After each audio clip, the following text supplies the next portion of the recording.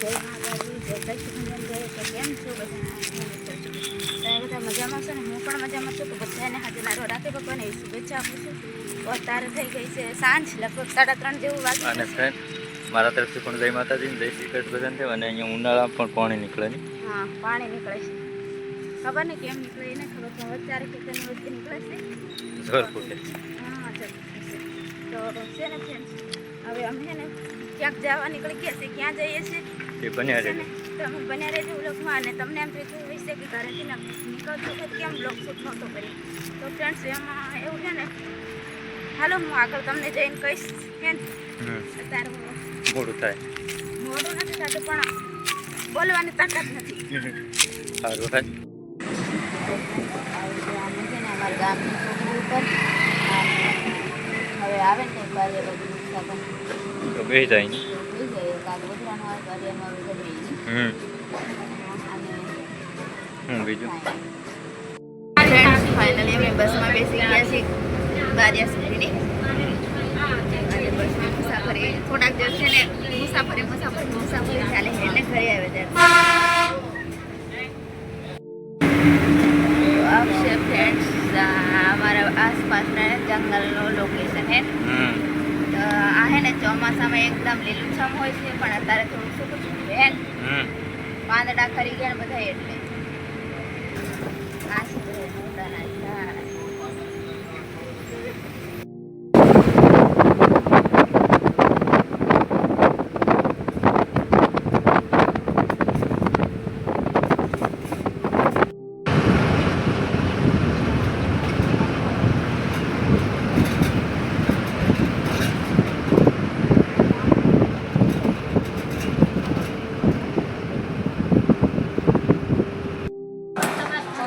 Finally બીજી બસ બદલાવી નાખી છે અને મૂળો થઈ ગયો.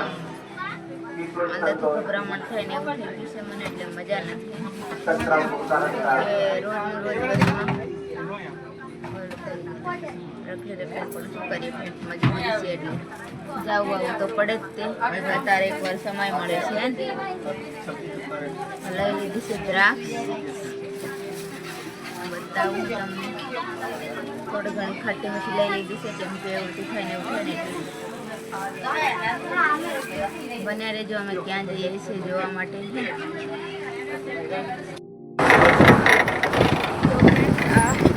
પાનમ નદી આવી ગયા છે પાવાગઢ બસ સ્ટેન્ડ પર. સોરી ફ્રેન્ડ, પાવાગઢ નહીં પણ ભોગંબા બસ સ્ટેન્ડ ઉપર આવી ગયા છે.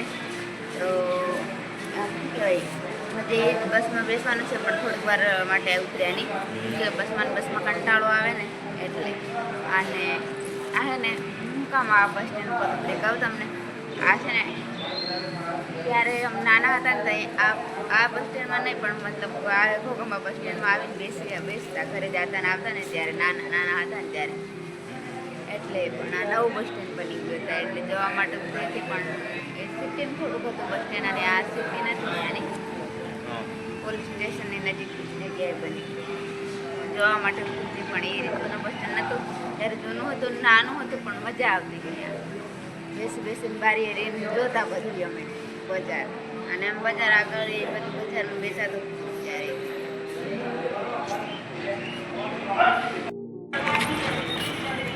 તો ફ્રેન્ડ્સ ફાઇનલી અમે પહોંચી ગયા છે હાલોલ બસ સ્ટેન્ડે. અને અહીંયા અમને લેવા માટે આવે છે. કોણ આવે છે હમણાં આવશે. તો ફ્રેન્ડ્સ ક્યાં જાય છે ને, હજી અહીંથી જવાનું છે. હજી હાલોલથી ક્યાં જવાનું? હાલોલથી જવાનું કાલોલ જવાનું છે. અને કઈ જગ્યાએ કાલોલ અમે જતા હોય છે ને તમે કમેન્ટ કરીને કહેજો. હે ને આગળ અમારા વિડીયો જે જોતા હોય છે ને એમને ખબર હશે કે અમે કઈ જગ્યાએ જવાના હે. તો ફ્રેન્ડ્સ અમે તમને એમ કીધું હતું કે અમે ક્યાંક જઈએ છીએ. તો અમે પહોંચી ગયા છે સાંજેકના રેખાબેન ને સંજયભાઈના ઘરે. તો સાંજે તો મોડા આવ્યા એટલે બ્લોગ શૂટ નહોતો કર્યો. અને રાતે અંધારું, આમ તો લાઇટ હતું પણ આમ અંધારું થઈ ગયું હતું, મતલબ એટલે નહોતો શૂટ કર્યો. અને અત્યારે રેખાબેન અમારા માટે મસ્ત મજાનું જમવાનું બનાવે છે.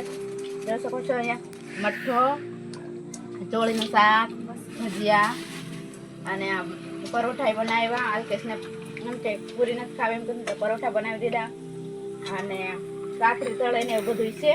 બટાકાની. હા, તમારી સારી રીતે સેવા થાય છે ને. અને ઘણા સમય પછી અમે મળ્યા છે. 1 વર્ષ. 1 વર્ષ પછી. ની 1 વર્ષમાં જ વાર હે. ક્યારે? આ વાર છે. પણ ઘણી બધી વાર નહીં હતી, મતલબ ઉનાળો તો આવી ગયો તો એમ. હવે 5મો મહિનો આવે, 5મા મહિના તે વાડી હતી ને તલી વાડીને છૂટા થઈ ગયા હતા તો એવું હતું કે